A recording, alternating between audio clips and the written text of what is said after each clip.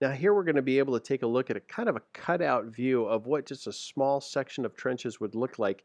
Keep in mind there was upwards of 450 miles of trenches that were dug during World War I.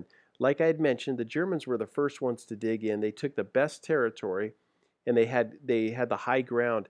The British and the French troops, and of course the American troops that come in later, they really were left with very poor territory. And what had happened was, is because they were lower ground, as they began to dig their trenches, the water level was very, very close to where their trenches, where the ground already was. So they would dig 1 or 2 feet down, and all of a sudden now there's a water problem. You're going to see this. I'll show you some pictures later. Many of the British and the French and the American troops, their trenches almost always had, or a lot of times had, water in them.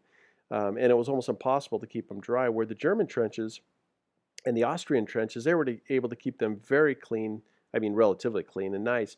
You're going to see a cutout here. Here's an example of what a German trench might look from the air. There's several things that I want you to keep in mind here, and after we get done with this presentation, I'm going to have you give what your insights or what impressed you most about or what you learned about these trenches. Keep in mind here, the aircraft can warn of the buildup of enemy troops before an attack. This was really the first war that we've ever had, that they used airplanes for spotting, spotting enemy positions, but also later for dropping bombs, really crudely dropping bombs on the enemy. So you're going to see airplanes now for the first time in war. Along the trenches themselves, you're going to see examples of this. This would have been the British or the French troops or even the American troops trying to cross this land here, and you can see the potholes that are all through here. What this is, these potholes are left from bombs and artillery that's already hit, and now that ground is all churned up. It's a mess. It's hard to cross. It's muddy, and an absolute disaster. That area between the trenches, between what you see here, the one trenches, and what would be off screen to the left of the French or the American or British trenches, that area between the trenches is called no man's land. And it was no man's land because nobody really controlled that territory.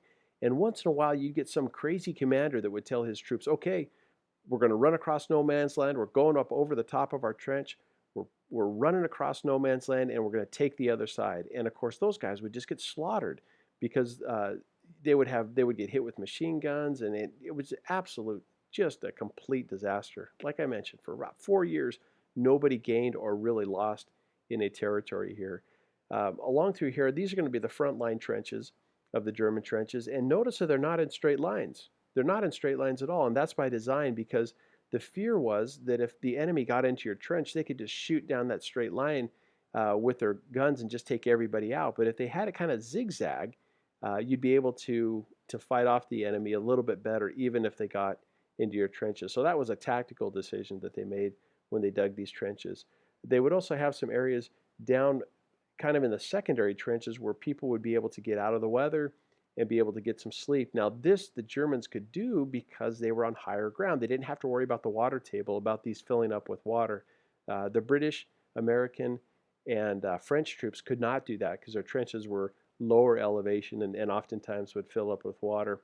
And then farther back here you could see this is where long-range artillery would be way, way back. I mean, 5 kilometers or 10 kilometers, around 5 miles, something like that, back behind the lines. And so they would just launch artillery at the enemy. It was just tailor-made for an absolute stalemate in the war. And we're going to talk about some other things that both sides used to try to get people out of the trenches once they were locked in.